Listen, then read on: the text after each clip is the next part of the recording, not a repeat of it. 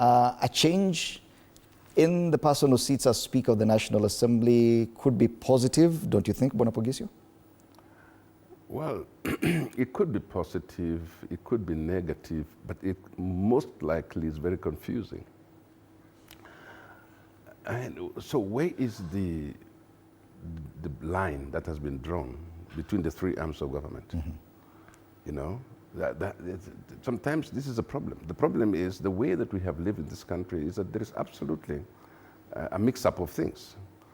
The legislature is living like they're in the executive and almost running the executive. Mm-hmm. The executive is right into the legislature, and it doesn't give hope to Kenyans that we can get an independent legislature, a legislature that can actually call out issues. Mm-hmm. So this mix-up, including even ODM coming in, would still require a person who knows that there's a role to be done, and that role is oversight, is legislating, is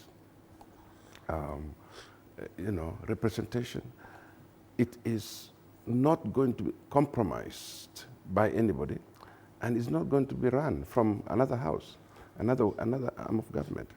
And so whether now for the current speaker still wants to do politics, okay? Mm-hmm. So allow him, if that's true, allow him to get into a political space. Let him go and run his political party. But as speaker, you can't do that.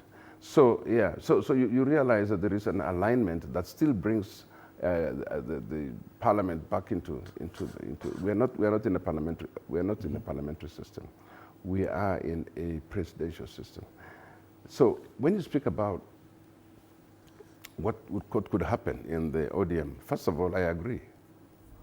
ODM deserve to be part and parcel of the bigger stake in this government because of what they have done. You realize actually that the people who argued the most, the people who actually presented the biggest argument was ODM. Mm-hmm. And they were able therefore to say, we've done it, payback, I mean, it's time for payment. Mm-hmm. And I will not be very surprised if they actually get exactly what you're talking about. Mm-hmm. And if they get the position of speaker, that has already elevated them now to run an arm of government, mm-hmm. One of the three arms, and therefore by chance, be number 3 in powerful position in the country, or number 4, whatever the numbers are, so that they are now part and parcel of running the government, fine? So I do believe that, and the person that they're proposing there is definitely a very qualified person. But the issue is,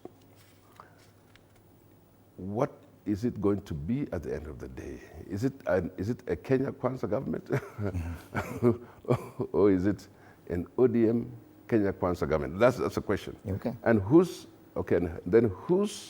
manifesto is the country going to follow?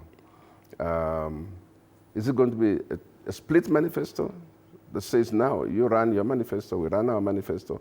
Or is there going to be an integration of manifestos? Because once you run to that level, to the level of government where you are now in the superstructure, but not also on top, you are now ready to deliver on some kind of manifesto, on the government manifesto. Is the ODM ready for that? Because already, once you've diluted mm-hmm. the Kenya Kwanza, manifesto, diluted, by having people to come and run it for you, you must then sit back and say, what kind of government are we going to run? Okay. What are we going to run? So it's already, give them 50% of government, split the manifestos, and so it will be easier now to bring some of the ODM demands, even including part of their manifesto, into this government. And the government of the day will have no choice but to say, yes, okay, we can share government. And just following this impeachment of the deputy president and the story about